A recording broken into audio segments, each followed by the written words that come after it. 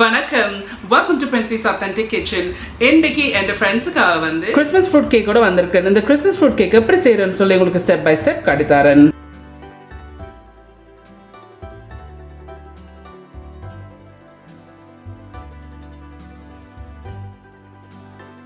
So இன்றைக்கு வந்து நான் கிறிஸ்மஸ் ஃப்ரூட் கேக் செய்கிறதுக்கு இதில் ஒரு செப்பரேட்டான பவுல் எடுத்து வச்சுக்கொண்டு இதில் வந்து முந்திரிய வத்தல் இருக்குது, ரேசன்ஸ் 230 கிராம் எடுத்து இந்த ரேசன்ஸை வந்து 2 இல்லை 3 வெட்டி இருக்கிறேன்.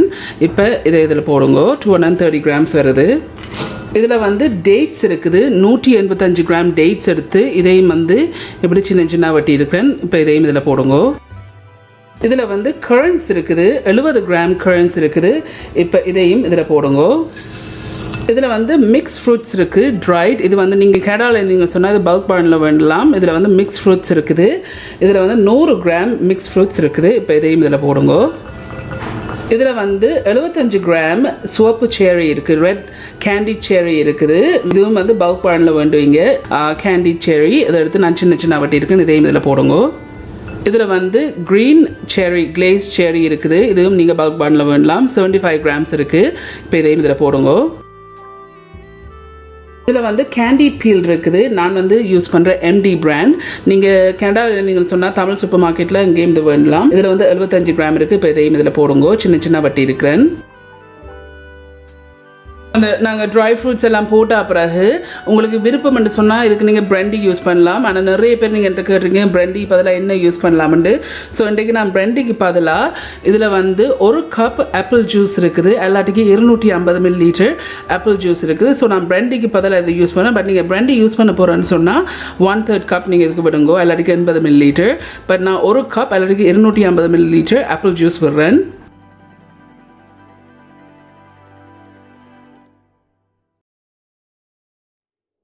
ஸோ இது விட்டால் பிறகு இதற்கு மிக்ஸ் பண்ணி போட்டு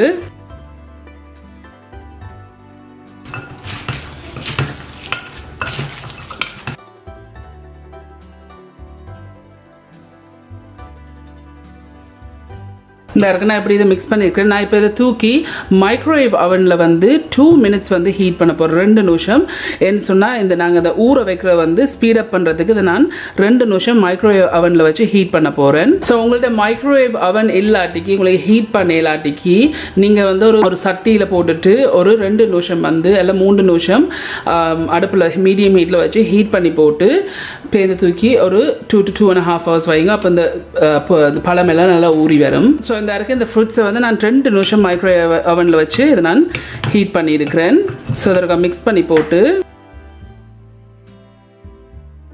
இதற்கு நான் ஒரு பிளாஸ்டிக் ரேப்பால் வந்து இதை மூட போகிறேன்.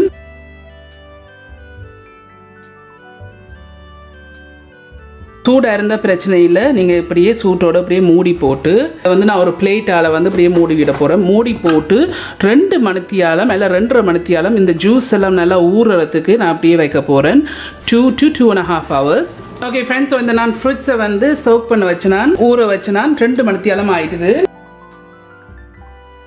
நல்லா ஊறிட்டுது. ஸோ அடுத்த ஒருக்கா மிக்ஸ் பண்ணி விடுங்க.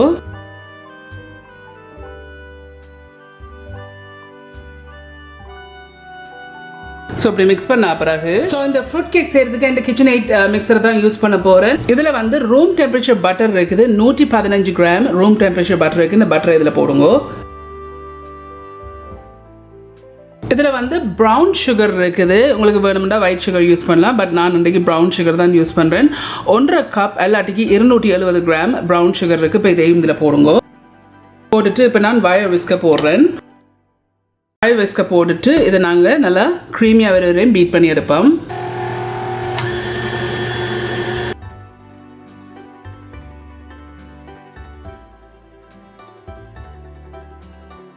ஸோ இப்போ 2 நிமிஷமாக இதெல்லாம் பீட் பண்ணியிருக்கிறேன். 2 நிமிஷம் பீட் பண்ண பிறகு இதில் வந்து நான் பட்டர் எடுத்து மெல்ட் பண்ணிவிட்டு அதை ஆற வச்சுருக்கிறேன். இதில் 1/2 கப் எல்லாத்துக்கும் 125 ml வருது. இப்போ இதை விடுங்க 2 நிமிஷத்துக்கு பிறகு. இதில் வந்து கோல்டன் சிரப் இருக்குது, 3 டேபிள் ஸ்பூன் எல்லாத்துக்கும் 45 ml இருக்குது. இந்த கோல்டன் சிரப்பையும் இதில் விடுங்க. உங்கள்ட்ட கோல்டன் சிரப் இல்லாட்டிக்கு அதுக்கு பதிலாக நீங்கள் தேன் பாவிக்கலாம், ஹனி. இப்போ இதை போட்டுட்டு 1 நிமிஷம் மாதிரி பீட் பண்ணுவோம்.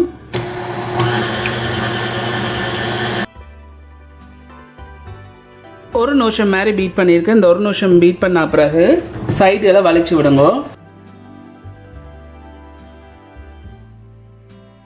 ஸோ அந்த சைடை வலிச்சிட்டு இதில் வந்து நான் 3 பெரிய முட்டை எடுத்திருக்கேன். லார்ஜ் எக்ஸ் எடுத்து இந்த வெடுக்கை வந்து ரிமூவ் பண்ணியிருக்கேன். ஸோ இப்போ நான் 1 போட்டிருக்கேன்.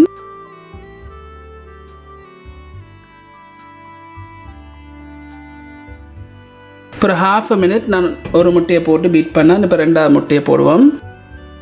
இப்போ இதையும் ஒரு ½ மினிட் பீட் பண்ணுவோம்.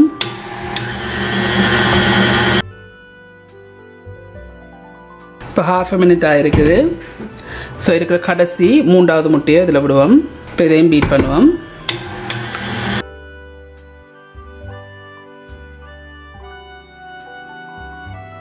ஸோ 3வது முட்டை விட்டு ஒரு 45 செகண்ட்ஸ் பீட் பண்ணியிருக்கேன். பீட் பண்ண பிறகு நான் இந்த விஸ்கை வந்து மாற்ற போகிறேன். ஸோ அந்த விஸ்கை நான் கலட்டிட்டு இதில் வந்து ஆல் பர்பஸ் ஃப்ளவர் மாவு இருக்குது, பிளெயின் ஃப்ளவர் இருக்குது, 250 கிராம்ஸ், எல்லாட்டிக்கு 1/2 கப் ப்ளஸ் 1/2 டேபிள் ஸ்பூன் இருக்குது. இப்போ இதில் போடுங்க. இதில் வந்து பேக்கிங் பவுடர் இருக்குது, 1/2 டீஸ்பூன் பேக்கிங் பவுடர், இதையும் இதில் போடுங்க. இதில் வந்து உப்பு இருக்குது, ½ டீஸ்பூன் உப்பு, இதையும் இதில் சேருங்க. கருவா பவுடர் இருக்குது, ½ டீஸ்பூன், இதையும் இதில் சேருங்க. இதில் வந்து நட்மெக் இருக்குது, ½ டீஸ்பூன், சாதிக்கா நட்மெக் ½ டீஸ்பூன், இதையும் இதில் சேருங்க. இதில் வந்து கராம்பு பவுடர் இருக்குது, இதுலேயும் ½ டீஸ்பூன் இருக்குது, இதையும் இதில் சேருங்க. நான் விஸ்கை மாற்றி போட்டு இதை ஓவர் பீட் பண்ண தேவையில்லை, ஜஸ்ட் வந்து மிக்ஸ் பண்ணி விடுறது தான். சாரி, ஒன்றே ஆட் பண்ண மறந்துட்டு இதில் வந்து 1/2 டீஸ்பூன் வெனிலா இருக்குது, இந்த வெனிலா இதில் விடுங்க. விட்டுட்டு இதை பீட் பண்ணுவோம்.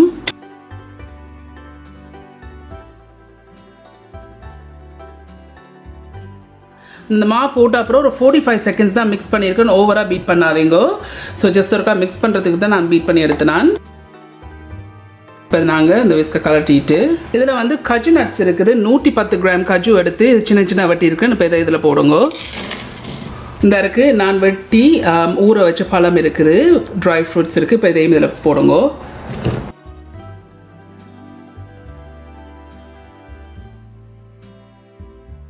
போட்டுட்டு இது ஒரு ஸ்பேச்சுலரால் வந்து நல்லா மிக்ஸ் பண்ணி விடுங்க.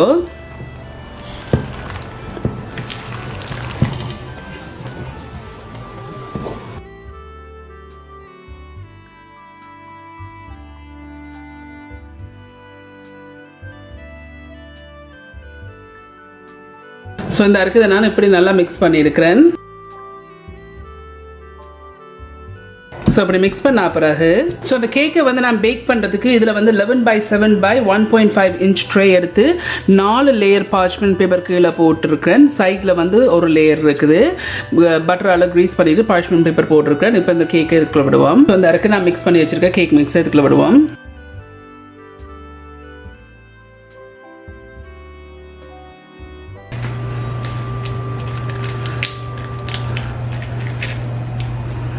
ஸோ உங்களுக்கு திக்கான லேயராக விடுறேன்னு சொன்னால் நீங்கள் உங்களுக்கு ஏற்ற மாதிரி விடுங்க. பட் நான் 2 ட்ரேயில் இப்போ இதை விட போகிறேன். ஸோ இதை இருக்க ஒரு ட்ரேயில் விட்டு இப்படி லெவல் பண்ணியிருக்கிறேன். விட்டா பிறகு இதில் வந்து இன்னொரு ட்ரே எடுத்துருக்கேன், 8/8 by 2 inch ட்ரே எடுத்து பட்டரால் க்ரீஸ் பண்ணி பார்ச்மெண்ட் பேப்பர் 4 லேயர் கீழே போட்டிருக்கேன், ஒரு லேயர் சைடில் போட்டிருக்கிறேன்.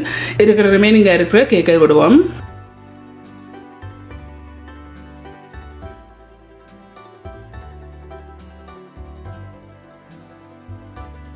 விட்டு நான் இதை பரப்பி விட்டுருக்கிறேன்.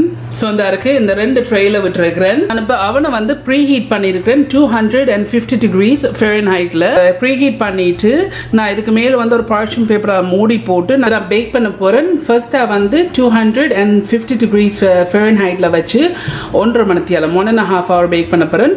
1.5 hourக்கு பிறகு 265 degrees Fahrenheitல வச்சு 1 மணி நேரம் பேக் பண்ண போகிறேன். ஸோ இதை வச்சுட்டு பேக் பண்ணுவோம். ஸோ இந்த இருக்கு நான் ஒரு பார்ச்மெண்ட் பேப்பரை வந்து மூடி இருக்கிறேன். ஏன்னா கன நேரம் பேக் பண்றோடைய மேல வந்து burn ஆயிடும். சோ இப்படி மூடி போட்டு அந்த அவன்ல வந்து 3 ரேக் இருக்குது. 3 ரேக்ல நடு ரேக்ல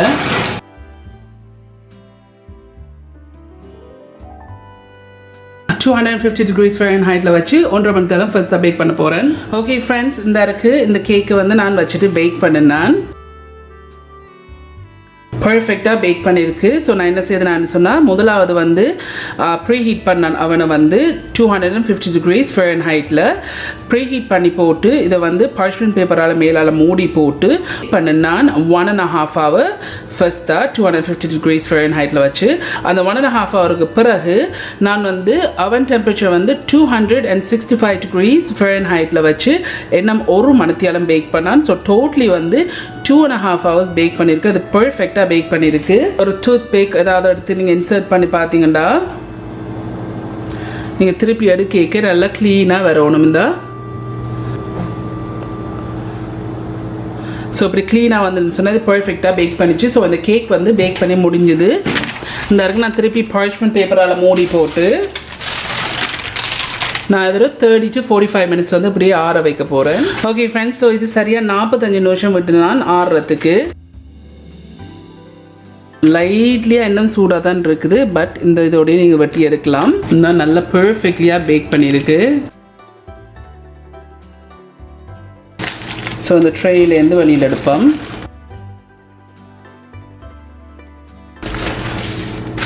இந்த இருக்கு நான் அடியில் போட்ட பார்ச்மெண்ட் பேப்பரை வந்து ரிமூவ் பண்ணியிருக்கிறேன். கூரான கத்தியால் உங்களுக்கு பிடிச்சதுக்கு ஏற்ற மாதிரி வெட்டிடுங்க. பட் நான் சைடுகள் வந்து வெட்ட போகிறேன். உங்களுக்கு விருப்பம் என்று சொன்னால் வெட்டுங்கோ.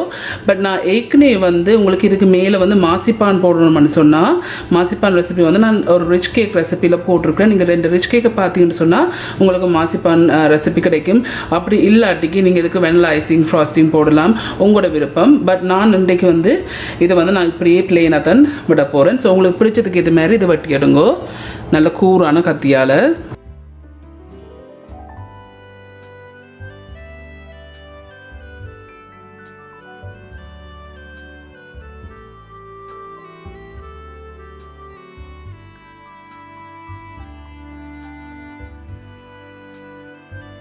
ஸோ இந்த இருக்க எனக்கு பிடிச்சதுக்கு ஏற்ற மாதிரி நான் வெட்டி இருக்கிறேன். எனக்கு இதில் வெட்டின வந்து 23 பீஸ் வந்திருக்கு. ஸோ இன்னொரு ட்ரேயும் இருக்குது. ஸோ ரஃப்லி வந்து நீங்கள் வெட்டுற பொறுத்து ஒரு 30லேருந்து 35 பீஸ் நீங்கள் எடுக்கலாம். இது வந்து ஒரு கிறிஸ்மஸ் ஸ்பெஷலுக்காண்டி தான் இந்த ஃப்ரூட் கேக் போடுறேன். ஸோ இந்த இருக்கு நல்லா சாஃப்டாக வந்திருக்கு.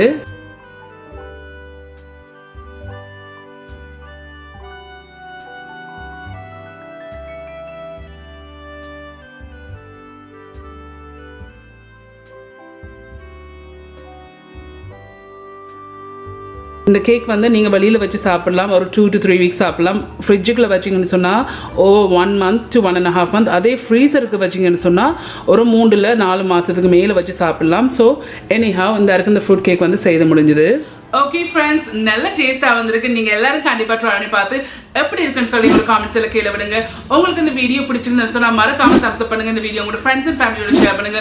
உங்களுக்கு வந்து இந்த சேனல் வந்து இன்ட்ரெஸ்டிங்காக பிடிச்சிருந்தேன்னு சொன்னால் சப்ஸ்கிரைப் பட்டன் அமுத்தி அதுக்கு பக்கத்துக்கு பெல் ஐக்கான் அமுத்தினா தான் நான் அப்லோட் பண்ணுற வீடியோஸ் எல்லாம் உங்களுக்கு நோட்டிஃபிகேஷன்ஸ் வரும். மீண்டும் என்னோட இன்ட்ரெஸ்டிங் கண்டிஷனை சந்திக்கும் வரையும் நன்றி, வணக்கம்.